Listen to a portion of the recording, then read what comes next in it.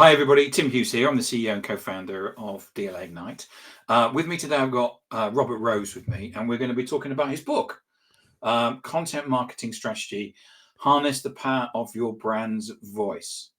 Now, Robert, when I got a copy of this, I thought, do we need another content marketing book? And it's not just another content marketing book. Well, good. I'm glad for that. Yeah. And I kind of feel I know you a bit by reading this, because I kind of feel that you are very direct in this book about what you should do and what you shouldn't do, which I appreciate. And maybe it's because I'm kind of like the Anglo-Saxon, but you tell it like it is.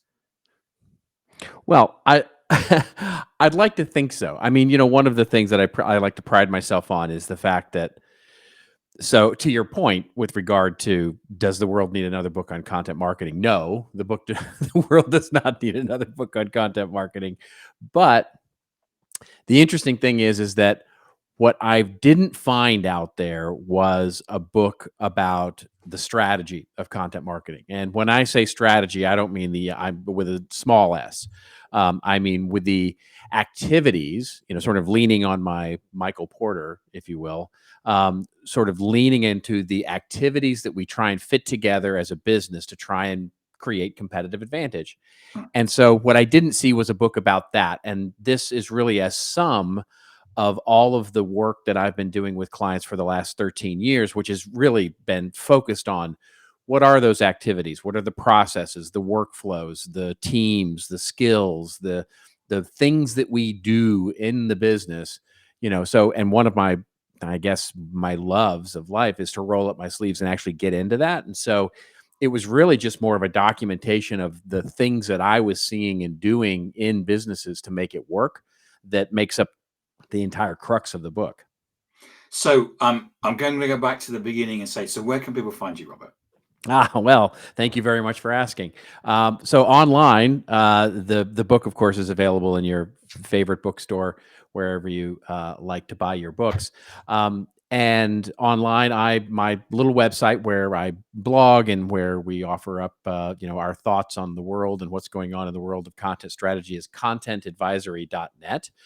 And then, of course, love to connect with everybody. LinkedIn is my social media platform of choice these days because, let's just be honest, the other one that's run by a billionaire man-child just isn't what it used to be. So LinkedIn is where I'm at these days. And I'm leaning a little bit into Threads as well. But LinkedIn is where I spend most of my time. So going back to the conversation, I think you said why we needed another book on content marketing. But okay, so what is a content marketing strategy with a capital S? That's a fantastic question. And the real answer to that is, when you think about what marketing is these days, it is really about the operation of how do we manage all of this media that we're creating, whether it's going to be paid media, whether it's going to be shared media across social media, which is becoming less of a focus these days, obviously. And then there's owned media, that where we are trying to become the source of interesting things for our customers. And we all recognize that that's a focus and should be a focus. Since we've invented our own websites, that should be a focus. But the only challenge is, how wide are we casting that net as a marketing and communications? How are we communicating to our audiences as a brand?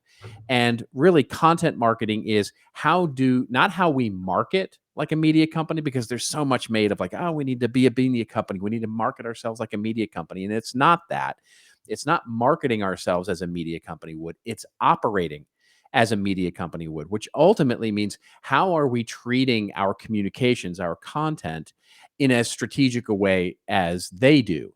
And those are the activities that make up a great content marketing strategy, is how are we operating the people, the processes, the technologies of operating like a media company so that we communicate in a collaborative, cohesive, and scalable way.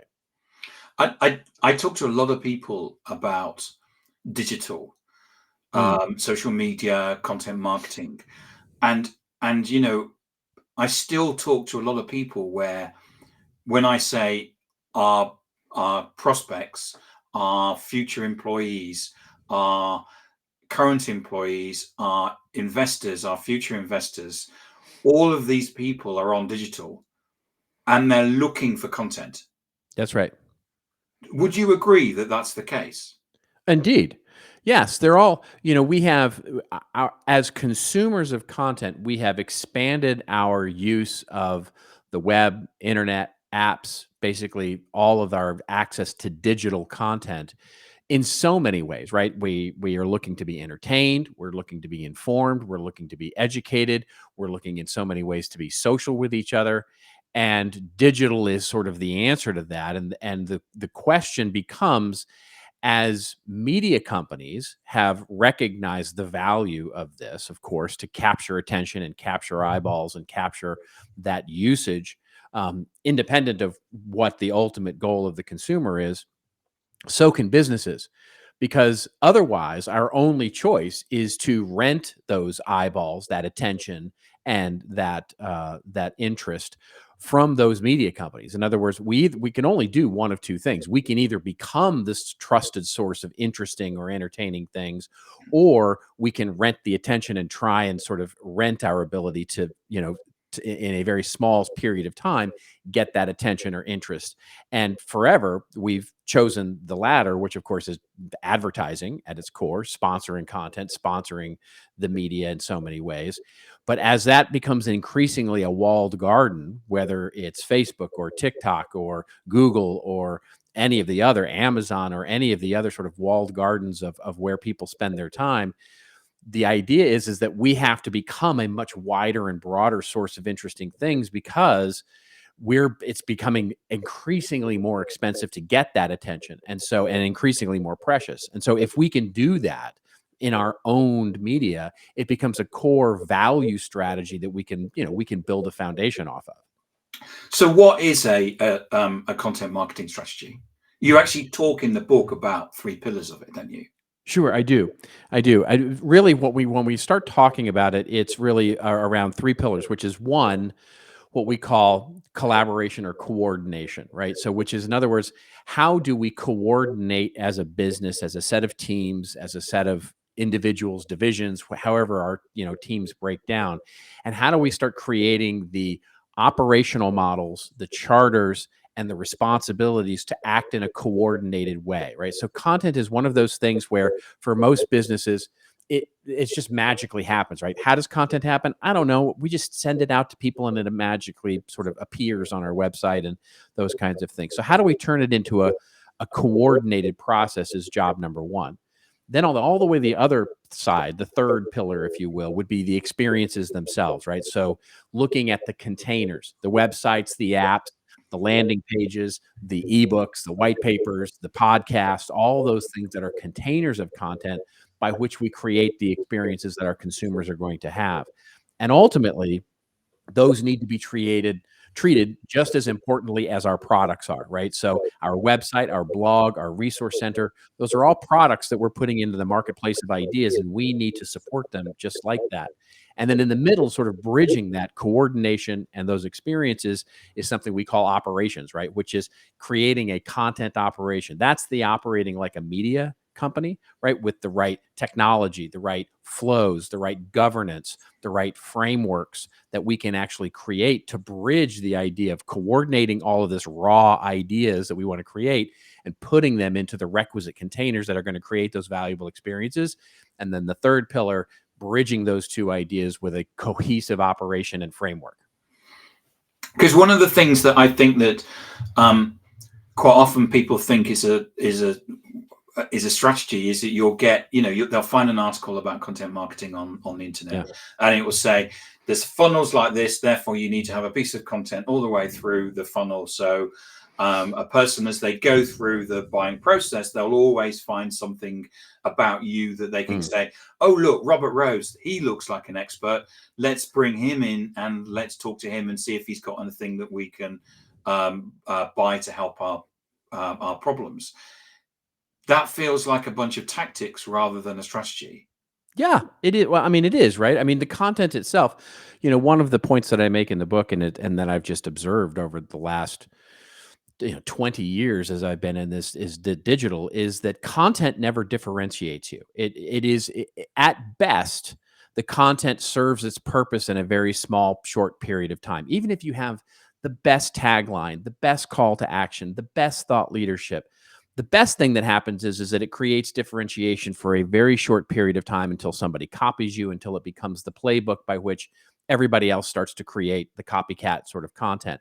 And so it's very easy to get washed up in the tide of the ocean of content and just sort of try as best you can to try and insert ever more controversial or ever more sort of pointed points of view out into the world and try and do that, which of course is just exceedingly difficult. But more foundational in that is actually creating the operation by which you can actually repeat that process. In other words, not depend on your sort of spiky creativity of whenever you decide that you're going to be a delicate genius for for a particular period of time, but rather, like a media company, how do you consistently create good hits? How do you consistently create good, great, extraordinary content? That is hard, and it's only possible if you actually start to create an organization around it, a collaboration around it, a coordination to it. That's the skill. That the skill is actually in the integrated coordination of using content greatly, not in the actual content itself, because there you'll have hits, you won't have hits. You'll have great things that happen, you won't have great things that happen. And just the tactical point on that, I've seen so many great, big, wonderful ideas simply get stuck into a small container. Like, you have this amazing idea that gets stuck into a blog post simply because that's what we needed on that day. And so the on-demand content machine goes, we've got a great idea. We need a blog post. Let's go put it into this blog post. And it's this big, wonderful idea that could itself be a great campaign or a great thought leadership paper, or could itself be its own brand. And it gets stuck in a small container. And likewise, I've seen really small ideas get stuck into big things like white papers or ebooks or entire websites, simply because that was all we could think of and we needed that container. And it's reversing that thinking and getting coordinated around things that really makes the difference. So one of the things you cover also in the book is about how to create we're going to create a strategy. Therefore, we actually need a team to execute this. Yeah. To talk us through about how you create a content organization and a team to support this.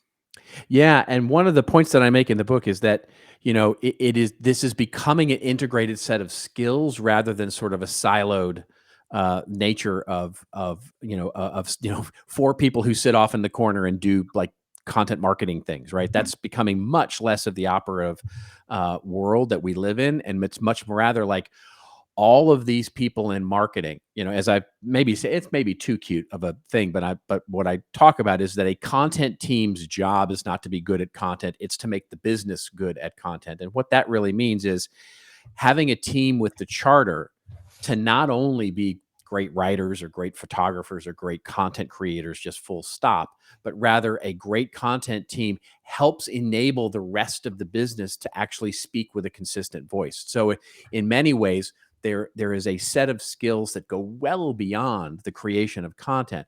Everything from managing the media to creating consistency to search engine optimization to content structure to the ability to manage and herd cats and all those things, and going through and creating a team with a specific charter of actually helping the entire business be enabled to speak in a coordinated, cohesive, and powerful way is the real job of a content team these days. And typically, it's actually the business acknowledging that that team needs to exist. That's a real function. One of the first things that a CEO will ask me is, how do I actually take the first step? What's the first step in doing this? And my answer is always the same, which is make it a thing, make it real, right? Make people really responsible for this. Make content a strategic function in the business that's worth associating resources for and actually focusing in, just like you would legal or sales or marketing or product or anything, any other strategic function in the business where there are actual and real people responsible for it.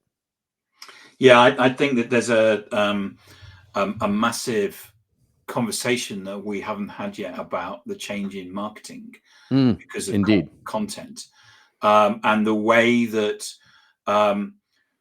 marketing still, for me, still feels like a back office role, which is, there's a whole bunch of things that we do. We create brochures, we may create white papers, but there's a great opportunity to actually step forward and be forefront in the business and actually drive the transformation and the digital change that needs to take place, around empowering people to create content, great content, not just ordinary content. That's right.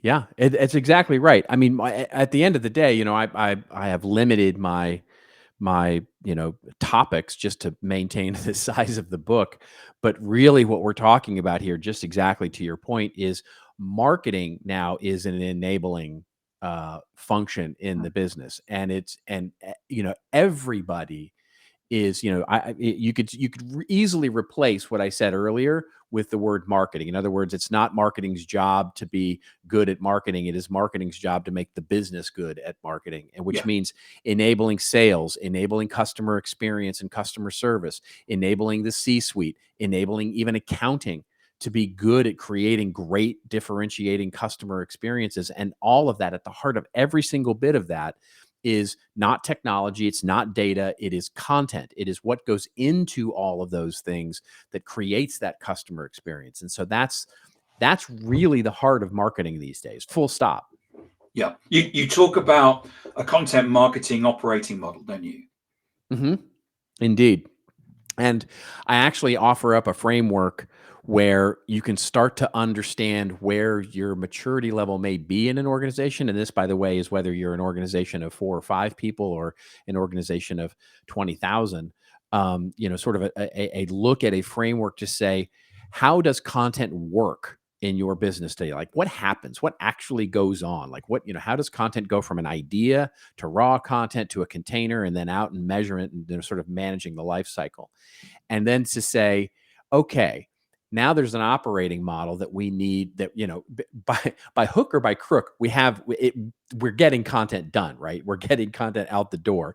And we may not want to describe it as an operating model, but nonetheless, it gets done. So the first thing to do is to actually document and understand like how it really happens.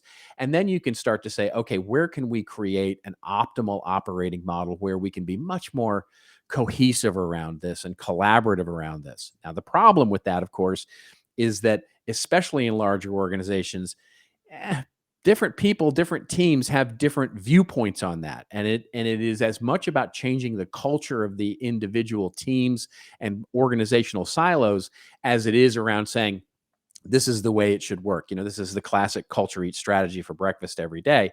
And so it's not easy, but it needs to be done. Yeah, we had one of our clients came to us, Chris Fleming, the CEO at Cyberhawk, and they're a drones company. And what they do is that they have drones that look at platforms, oil platforms, pylons, and things like that. Okay, yeah. And so you say, so Chris, you're a drones company. He said, yes, but we're a media company as well.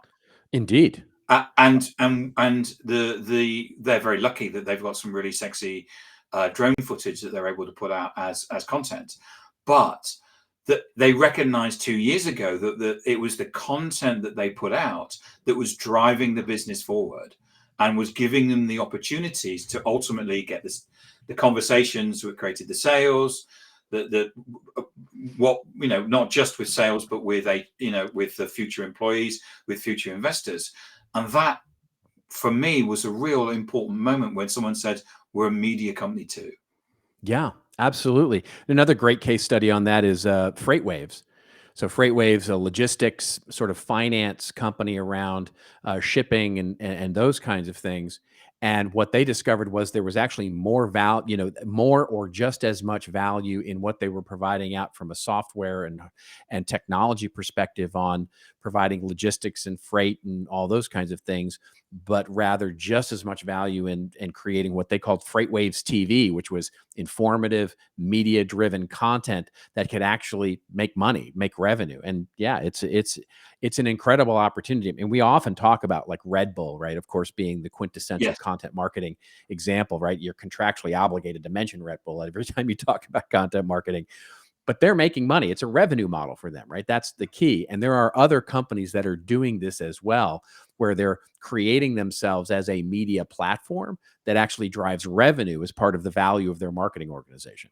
Well, I mean, if you take Red Bull, I mean, it's a drink. Yeah. Yeah. So what? Except I turn on the TV and it's talking about sport, and it's talking about Formula One, and it's talking about Red Bull. Yeah, I mean, look, it was said not by me, but it was said by someone, I don't know, 7 or 8 years ago, a writer who was talking about Red Bull, who said, Red Bull isn't a soft drink company; it's a media company that also happens to make a soft drink. Yeah, and that and they've done the research. And one of the things, we did interview some of the folks from Red Bull for another book that I wrote, and one of the things that came out so clearly, they said, was, look, we've done the research with our audience. And we have 2 people that we can target, right? People who've never tried Red Bull and people who've tried it before and don't like it. And so that's really sort of our 2 audiences. And they said, we've seen the research that says people who have tried Red Bull and don't like it will actually recommend it to their friends based on the value of the media that they're seeing, the Formula One and et cetera, et cetera. So they'll recommend stuff that they don't even do themselves because they're getting value out of the media. That's pretty powerful marketing. Robert, thank you so much for coming on and talking about your book, Content Marketing Strategy, Harness the Power of Your Brand's Voice. I really enjoyed it. Love the stuff about strategy, and content strategy is so important today from a company perspective. Thank you. Thank you very much for having me. And remind people where they can get hold of you, Robert. So our website's contentadvisory.net. .net, of course, the dad genes of domains, and of course, LinkedIn. I would love to connect with every one of you on LinkedIn, which is my social media platform of choice. Excellent. Thank you so much, Robert, for coming on and talking. It's my been pleasure. A fascinating subject.